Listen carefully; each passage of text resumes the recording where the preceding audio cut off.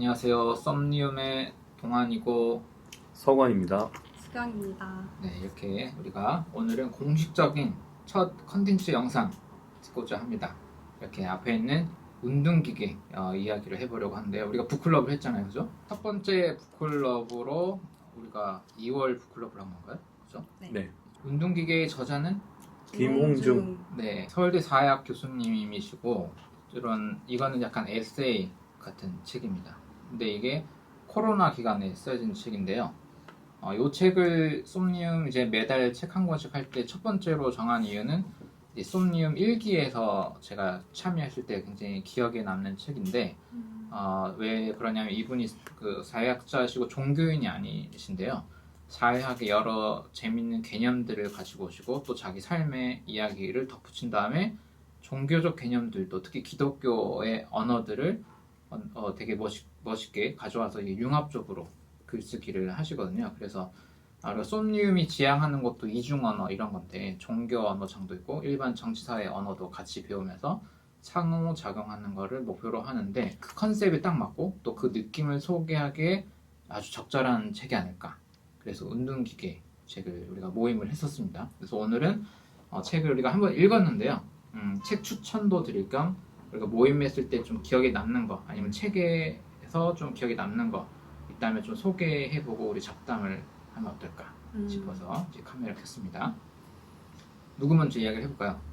저는 일단 책에 대한 인상이랑 저자분에 대한 인상이 있는데 아무래도 이게 에세이다 보니까 저자분이 어떤 삶을 영위해 왔을까라는 궁금증이 자꾸 들게 되더라고요. 근데 일단 이 책이 굉장히 중요한 여러 가지 사회학적인, 철학적인, 신학적인 개념을 다루지만 저의 인상을 이미지로 표현하자면 굉장히 햇살이 내리쬐는 잔디밭에 누워서 책을 읽는 듯한 그런 느낌이었어요.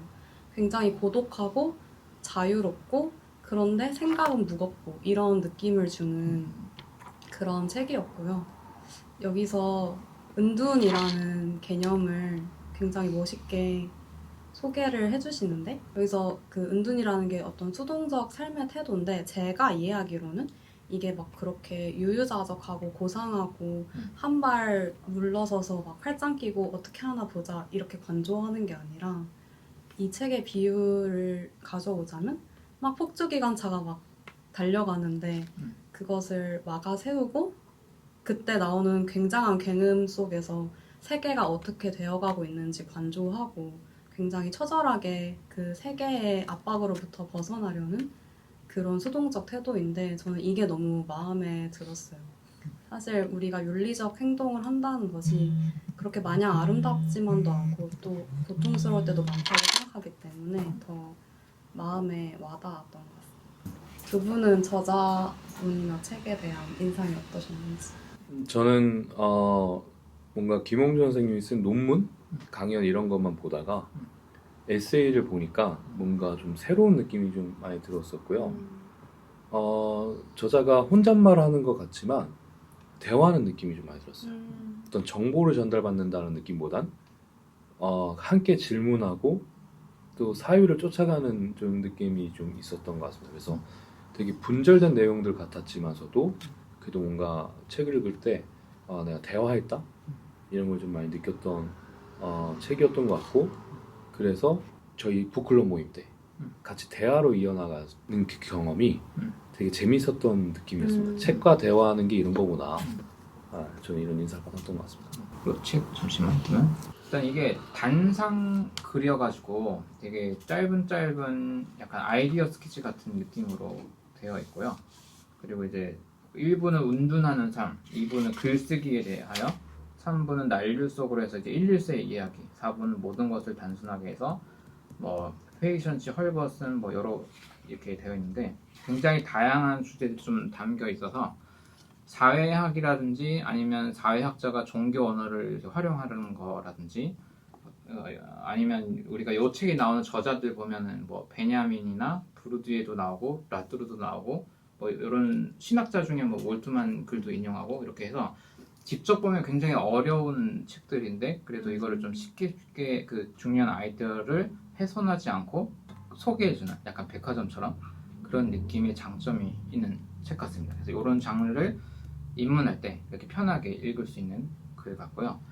저는 이게 제목을 설명하면 이제 운둔기계인데, 운둔기계라고 하면 이 책에서 정리한 문장을 그대로 소개를 해드리면 이 프롤로그에 있는 운둔기계 얘기는 운둔 속에서 노동하고 생각하고 산책하고 읽고 쓰고 견디고 저항하고 소통하고 창조하며 다른 무언가로 생성되어 가는 이들을 나는 운둔기계라 부른다, 이렇게 표현을 하는데요. 그래서 운둔은 아까 수경님께서 말씀해 주셨듯이 좀 이제 일상에서 살짝 능동적이면서 수동적인데 스스로 거리를 둬서 자기만의 공간을 확보해서 자기 정체성을 이제 찾아갈 수 있는 그런 시간을 갖는 공간일 수도 있고, 여기서 이제 정치적인 실천이다라고 표현을 하는데, 이제 그거를 기계라고 하면은 약간 이제 다른 정치 철학적 이야기를 이제 가지고 온 건데, 노저 틀레즈 이런 이야기를 가져와서 이거를 그렇게 계속해서 반복하면서 다른 무언가로 자기를 생성되어 가며 만들어가는 존재, 그래서 운둔기계라는 언어를 썼습니다. 그래서 잘못 들으면 조금 차가워 보일 수 있는 제목인데 사실 굉장히 역동성을 좀 표현하려다 보니까 이런 기계가 나왔고, 저는 이제 코로나 때, 특히 이제 솜니움 제가 일할 때 코로나 때였거든요. 그래서 약간 온라인으로 뭔가를 많이 해야 되는 상황이 많았고, 약간 지금 이 공간에 제가 간사로 일할 때 세상과 격리돼가지고 누구도 못 만나고 막 뉴스 보면서 어떻게 되는 거야, 약간 이런 고민하던 때였던 것 같아요. 뭐랄까요, 고독감도 조금 있었던 시기 같고, 근데 이제 그때 책을 좀 많이 봤었던 것 같아요. 저만의 공간에서 그러다 보니까 제가 좀 달라진 부분들도 있었던 것 같아서 지나가 보니까 운동기계적인 라이프 스타일이 좀 몸에 배었었나? 라는, 고독을 그냥 너무 슬퍼하기보다는 조금 새로운 걸 생산해낼 수 있는 기회로 이렇게 소화하면서, 그게 약간 코로나 이후의 삶에서도 좀 그래도 괜찮은 습관 같은 게 만들어지지 않았을까라는 생각이 들어서 저는 좀 제목이 좀 와닿는 면이 있었습니다. 끝. 진짜 너무 아쉽고 아예 끝이야? 네, 그래도 나누면 좋겠다라고 하는 어떤 문구나 어떤 챕터하고 어떤 단어 뭐 이런 것도 좋고요. 저는 소개하고 싶은 챕터는 자기 비움이라는 챕터였는데, 여기 종이책 기준으로 82페이지에 성육신이 된 예수의 십자가 고난에 대해서 이런 구절이 나와요. 고름이 나오고 곪고 썩고 냄새나고 체액에 범벅이 된 바로 그 육괴다. 신이 그 살덩어리로 변화했다는 것, 로고스가 그 살이 되었다는 것은 하나의 스캔들인 것이다 라고 안병무 선생님 글을 인용하시고, 살이 된다는 것은 세계에 물질적으로 열린다는 것을 의미한다 라고 되어 있는데, 저는 이 부분이 사실 조금 충격적이었어요. 그동안은 그냥 성육신이라는 게 신이 인간을 너무 사랑해서 인간의 몸으로 세상에 왔다, 이 정도로 성육신을 이해했었는데, 생각해보니까 신이 무한하고 절대적 법이고 절대적 로고스인 신이 육체를 갖게 되었다는 것이 엄청난 사건이라는 생각이 이 구절을 보니까 들더라고요. 우리가 육체를 갖기에 다른 것을 감각하게 되고, 그래서 우리를 둘러싼 것들에 감응하는 존재가 되는 건데, 그렇게 나 아닌 것에 감응하는 것은 또 대단히 고통을 수반하기도 하잖아요. 근데 이렇게 자신이 곧 법이기 때문에 아무것도 신경을 안 써도 되고, 사실은 그 스스로 존재할 수 있고, 무한한 신이 자신에게 육체라는 한계를 짓고 스스로를 다른 타자들에게 열어주었다는 것이 엄청난 윤리적 실천이다라는 생각이 들기도 하고, 우리가 이 정도의 윤리적 실천을 할 수 있을까? 하지만 하고 싶다라는 생각을 좀 했던 것 같습니다. 저도 수경님의 인상에 이어받아서 자기 비움 챕터를 되게 인상 있게 봤는데요. 저는 그 자기 비움을 윤리적 실천으로 읽어보다가도 혹여나 이게 윤리적 실천이 아니라 삶의 조건이라면 어떨까? 그 생각을 많이 해봤어요. 그래서 신이 인간의 몸을 입고 자기를 비웠다라는 그 행위가 사실은 인간 삶의, 혹은 인간뿐만 아니라 이 세계의 삶의 실존이다, 혹은 근거가 되는 내용이다 라고 한다면, 제가 누군가에게 자리와 제 몸을 내어주는 것뿐만 아니라 저는 누군가의 살을 갉아먹으면서 살아가고 있구나 이런 생각을 좀 해보게 된 것 같아요. 그래서 이 운동기계 테마랑 어떻게 이어질지는 잘 모르겠지만 이게 자기를 비운다라고 하는 윤리적 덕뿐만 아니라 이 세계의 원리나 현상 또 필연 이런 것들에 대한 사유도 해보게 되었던 그러한 챕터였던 것 같습니다. 어쨌든 저희는 이제 신학을 한 곳도 있으니까 이렇게 살펴보면 원래 이제 몰트만이라는 신학자가 이런 개념을 가지고 십자가를 소개한다거나 뭐 이렇게 한 게 많은데, 예를 들어서 자기를 비운다는 게 유대교 까발라 신학에서 침줌이라고 하잖아요. 공간을 신이 우주에서 자기를 좀 비워서 창조 세계가 일 수 있는 공간을 만들었다. 이제 고대 유대교 신비주의에서 만든 단어인데, 이제 요거를 뭐 창조 신앙이나 십자가 신학이나 이런 데 이제 몰트만이라는 신학자가 적용을 한 거죠. 그래서 십자가에서도 책 제목이 십자가에 달리신 하나님이라고 해서 고대 기독론에서는 조금 이단시 되긴 했는데, 왜냐면 성부가 달린 건 아니기 때문에 성부순환설이라는 언어로 갈 수 있는데, 그것보다 이제 성자 예수의 고통에 하나님도 같이 참여했다라는 의미를 강조하면서 십자가에 달린 하나님 이런 언어를 쓰거든요. 근데 이제 그런 자기 비움의 개념을 이제 사회학자가 그런 신학자의 글을 인용하면서 이렇게 설명해내는 방식이 되게 재밌었죠.